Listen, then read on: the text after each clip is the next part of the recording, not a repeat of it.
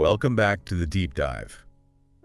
Today we're tackling something almost every English learner hits that wall, where you can read pretty well, maybe follow a movie, you've put in the hours, but then you need to actually speak, and it's like everything just freezes up. Your confidence just vanishes. Oh, absolutely. It's a really common, paralyzing feeling.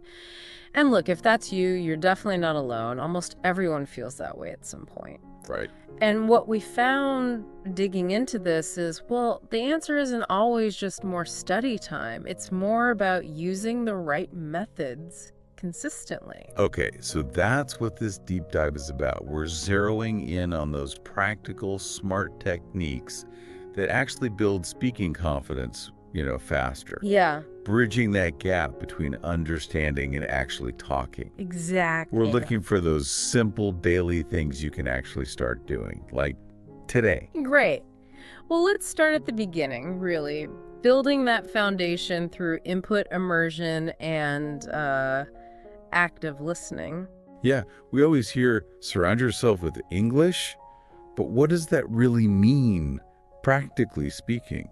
I like the idea in the source material about treating it like background music. That's a perfect analogy. The more your brain just hears it, even passively, the more it starts to adapt to the sounds, the rhythm, the patterns. So this is passive learning. Exactly. Yeah. You don't need to be glued to a textbook.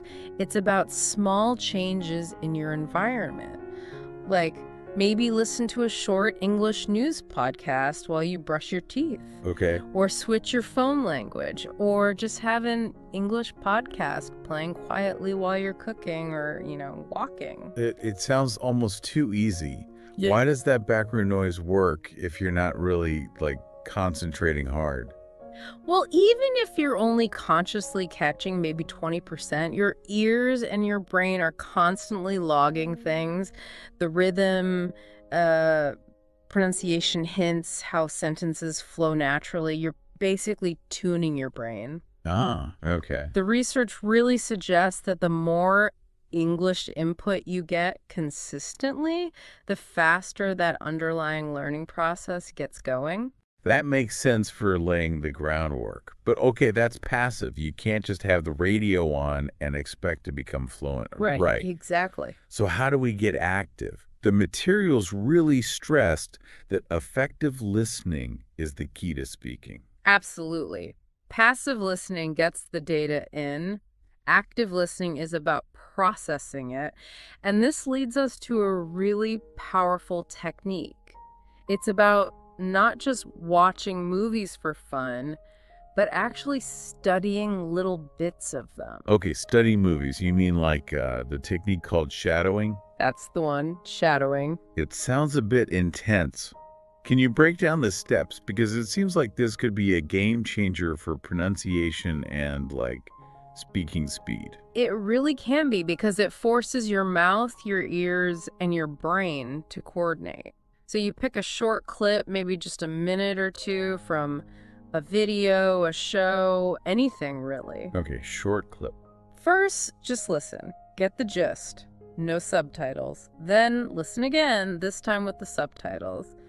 And pay close attention to how words link together, the flow. Right, how native speakers squish words together sometimes. Exactly. And then comes the slightly harder part. You try to repeat what the speaker says right after them. Try to match their pronunciation, their rhythm, and really importantly, their speed and intonation. Okay, so you're literally mimicking them. Precisely.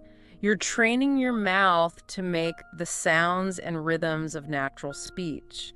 It's like conversation practice without the pressure of someone waiting for you to reply. You're internalizing the music of the language, not just single words. Right, building that muscle memory. Okay, shadowing helps with the mechanics, but honestly, for a lot of us, the biggest hurdle is just the fear, opening your mouth in a real conversation. How do we get over that? Yeah, that's the crucial jump, isn't it? Moving from input to output. From theory to practice. There's a great analogy. You can read every book on swimming, but you can't swim until you actually get in the water. Makes sense. Speaking's the same. Just doing grammar exercises won't cut it. You have to actually speak every single day. Every day. But what if you don't have anyone to practice with? That's the big blocker for so many people learning on their own. Are you saying we should literally, talk to ourselves? Yes, exactly that. It sounds maybe a bit weird at first, but it's incredibly effective low-pressure practice. Just narrate what you're doing out loud. Okay, I'm making coffee now, or right, I need to find my keys. Simple stuff. Okay, talking to yourself. I can see that being low pressure. What about getting some feedback, though? Well, the next step up is recording yourself. This is huge. Try just recording, say, 60 seconds of you talking about your day. Okay. Then listen back. You'll immediately notice things where you sound natural, where you hesitated, maybe words that didn't come out quite right. It's powerful self-correction. Yeah, I could see how that would help. But we really need to tackle the fear of making mistakes here. That stops people cold. Absolutely crucial. There needs to be a mindset shift. You have to realize native speakers generally don't care if your grammar is perfect. Really, they just want to understand you. Yes. So the mantra has to be, speak bravely, not perfectly, seriously. Every mistake is actually a step forward. You learn from it. Just push through the awkwardness. Speak bravely, not perfectly. I like that.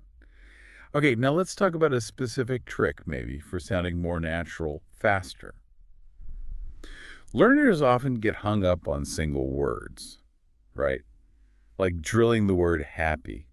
Why is learning the phrase, I'm so happy for you, so much better? This is such a powerful shortcut because fluent speakers don't usually build sentences one tiny word at a time. We think and speak in chunks, in common phrases. Chunks of language. Exactly. Your brain grabs a whole pre-made block like, I'm so happy for you, instead of piecing together subject, verb, adjective, etc. That makes you sound way faster and more natural. So instead of just learning important, learn a phrase like, it's really important to me that, or instead of just tired, learn, I'm completely exhausted. These are the building blocks of real conversation. and the aha moment here is why it works. Your brain isn't doing heavy lifting, constructing sentences on the fly. Precisely. You pull the phrase, you say it, it flows better, feels more natural, and that boosts your confidence like crazy.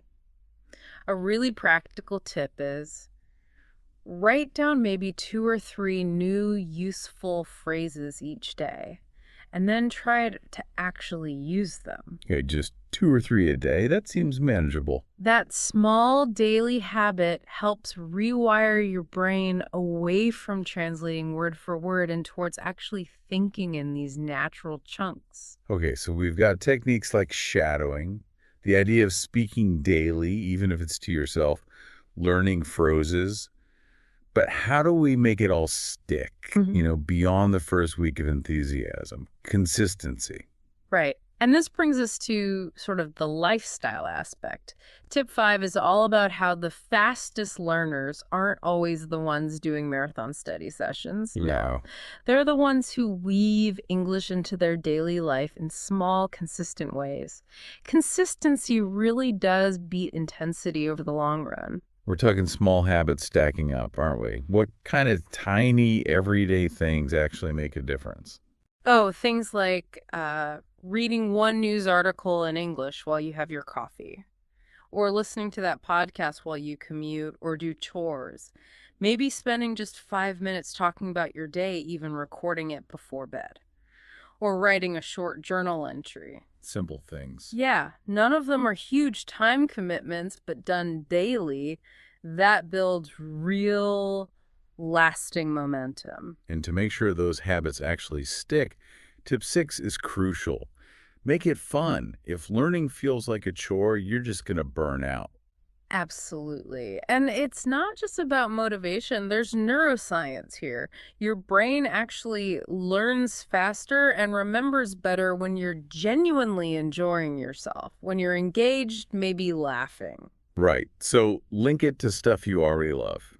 If you're into gaming, watch streamers in English or switch the game language if you love cooking. Watch English cooking shows. Exactly. Read sports news in English if you love football. The moment it stops feeling like study time and just feels Yeah. like part of your life, part of your hobbies, that's when you know you'll stick with it.